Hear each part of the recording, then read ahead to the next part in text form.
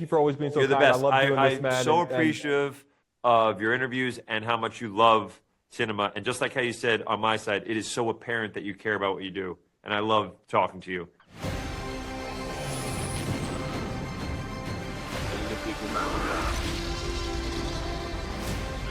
Where we're going, we don't need roads.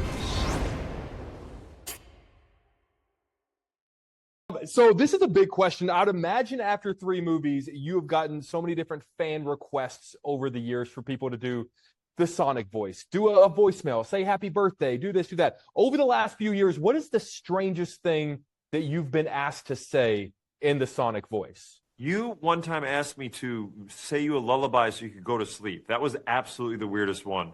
And you also told me, you said, I need you to do a Sonic voice. So when I'm going to sleep, I need your dulcet tones to kind of put me to bed. So that's probably the weirdest one I've ever done. Okay, but you didn't mind being a surprisingly gentle Big Spoon that night. That's fine. But I asked you to do the Sonic voice, and you went to sleep. It was fine. It worked perfect. You know what? The recording still puts me to sleep every night. Sleep like a baby. Proof is in the pudding. It's just, honestly, if it works. Teeth pudding, or are you afraid of staining your white teeth? You've seen my interviews, man. It's all I've got going for me. The teeth and the hair. This is kind of crazy. Whenever I realize this, Jim Carrey has never played a character more than twice in his entire career until now. Sonic 3. I was trying to think about, because you are a cinephile, how many times has he done a sequel? In my head, it's Ace Ventura, it's Dumb and Dumber. That's it.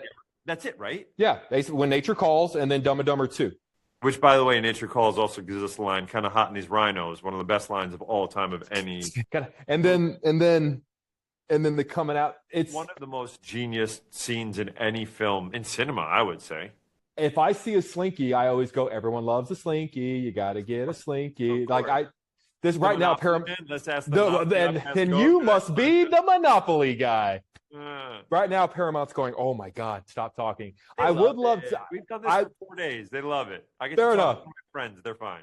I appreciate you, man. I'd love to know, what is another Jim Carrey role that you'd like to see him play one more time? Oh my God, what a great question. I am an enormous fan of the Truman Show.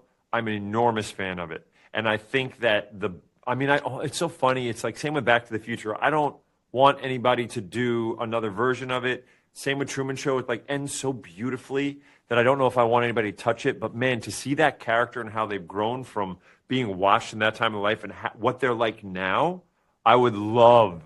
I don't want to see it, but I would love to know. I love that. I'm a big fan of that Truman Show, man. I think that's an incredible film.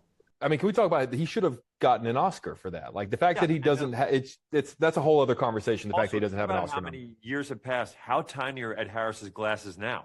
They're probably little Tic Tacs. Just little. Probably wearing tiny little Tic Tacs. This is a big question, and I mean this sincerely. Speaking of actors playing iconic roles, I've been lucky enough to have interviewed a lot of actors who are known for specific roles in their career, and a lot of times you can just tell that they don't want to be asked about it. You can tell that they're sick of talking about that particular character, and if you try, you're not going to get a very good answer. You and I have talked a lot specifically about this film and this character.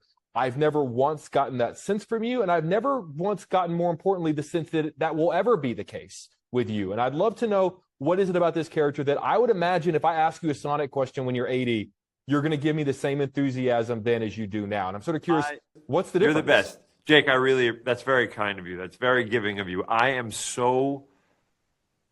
like flabbergasted that I'm this thing. We were at the red carpet. You're very familiar with what those are.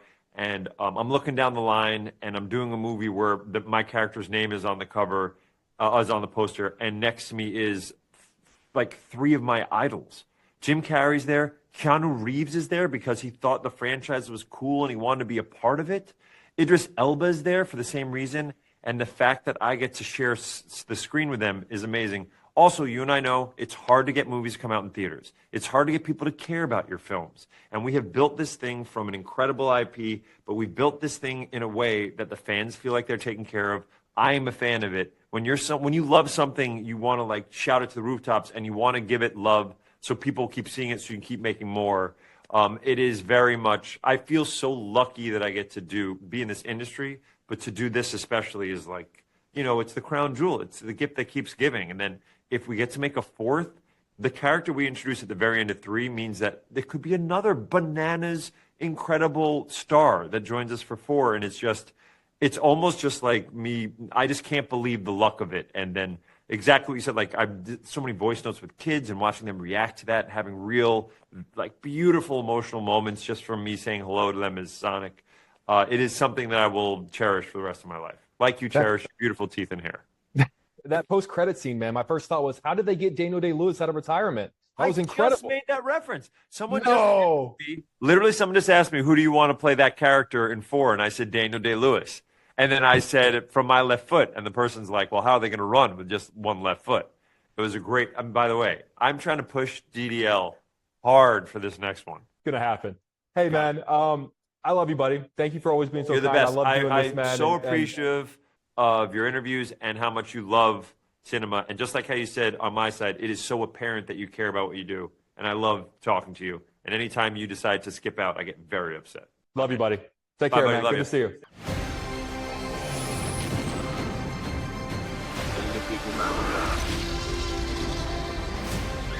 Where we're going, we don't need roads.